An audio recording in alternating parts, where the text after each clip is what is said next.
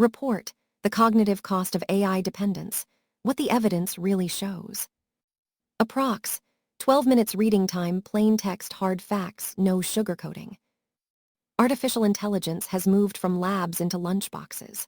From homework to hearing, from healthcare advice to holiday planning, AI tools like ChatGPT, Gemini, and voice assistants now shape how we think, decide, and remember. But a growing body of scientific research, especially a major 2025 study by Dr. Michael Jurlick at SBS Swiss Business School, reveals a disturbing truth. The more we let AI do our thinking, the weaker our own minds become. This isn't speculation. It's data from 666 real people, backed by EEG brain scans, validated psychological assessments, and in-depth interviews. The conclusion is consistent across labs, countries, and age groups. AI reliance erodes critical thinking, and it's hitting young people hardest. What is critical thinking, and why does it matter? Critical thinking is not just being smart, it's the ability to analyze information objectively, spot bias, flaws, or manipulation, weigh evidence before deciding, form your own reasoned judgment. These skills are essential for democracy, innovation, and personal autonomy. Without them, you become vulnerable to misinformation, to algorithmic nudges, to anyone who controls the AI feeding you answers. Yet, as Dr. Jurlick's study confirms, critical thinking scores drop significantly the more people use AI tools. The correlation isn't weak, it's strong. R equals 0.68. That means AI use explains a large portion of the decline in thinking quality. The hidden mechanism, cognitive offloading. The key is AI itself. It's what we stop doing when AI steps in. This is called cognitive offloading, delegating mental work to external tools. We've always done it using notebooks, calculators, phone contacts. But AI is different. It doesn't just store facts, it mimics judgment. It writes essays, argues positions, even thinks for you. Jurlick's data shows a strong positive link, R equals plus 0.72, between AI use and cognitive offloading. And crucially, offloading directly damages critical thinking, R equals 0.75. In plain terms, you ask AI to write your essay, right arrow, your brain doesn't practice structuring arguments, right arrow next time. You can't do it alone. It's like never lifting weights because a robot carries your groceries. Your muscles atrophy. Now, it's your mind that weakens. The age divide, young minds at highest risk. The study found a stark generational split.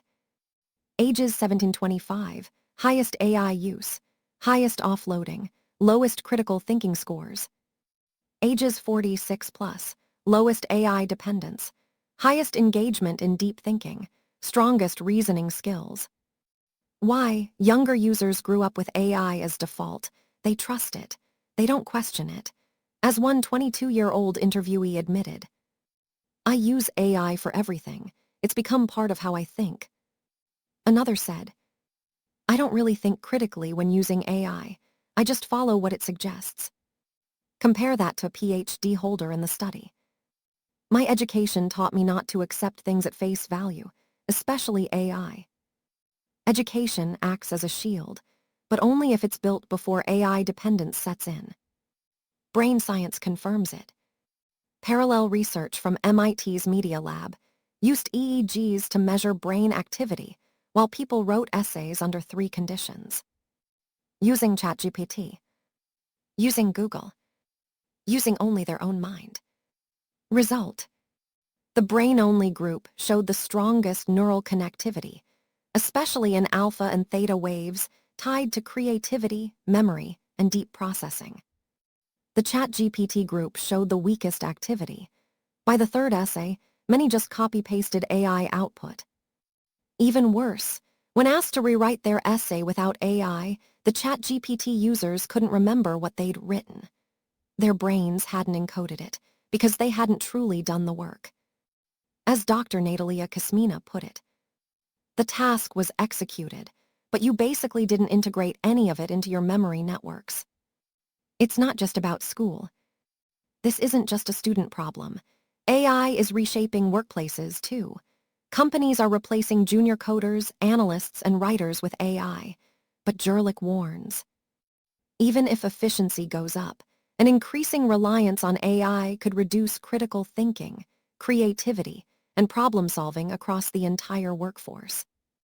When you never debug code yourself, you stop understanding how systems work. When you never draft a report, you lose the ability to structure complex ideas. When you never weigh trade-offs, you become passive to algorithmic decisions. And once those skills fade, they're hard to rebuild. The illusion of learning.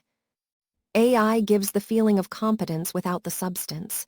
You get a polished essay, a clean summary, a confident answer, but you didn't struggle, you didn't fail, you didn't revise your thinking. Yet struggle is where learning happens. Neuroscientist John Cunios explains, real aha moments trigger dopamine rewards in the brain, reinforcing memory and curiosity. AI-generated insights, no neural reward, no ownership, no lasting change. So you know less than you think while feeling more confident. That's a dangerous combo. Trust is the trap. Jurlick found something subtle but critical.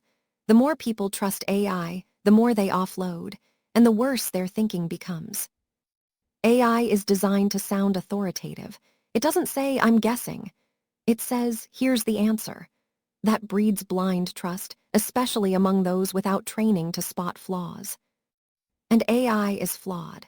Studies show LLMs like GPT-3 produce more compelling disinformation than humans because it's fluent, confident, and emotionally tuned. If you can't critically evaluate what AI tells you, you become a puppet of its training data, and whoever shaped it. Is there hope? Yes, but only with deliberate effort. The data shows education level moderates the damage. Those with bachelor's, master, or doctorate degrees retained stronger critical thinking, even when using AI. Why? Because they were trained to. Question sources. Compare perspectives. Demand evidence. The solution isn't to ban AI. It's to teach AI resistance. As Jurlick urges, train humans to be more human again, using critical thinking, intuition, the things computers can't yet do. Schools must require AI-free zones for core thinking tasks. Workers must practice thinking first, AI second. Everyone must ask, would I still believe this if AI hadn't told me? The bottom line.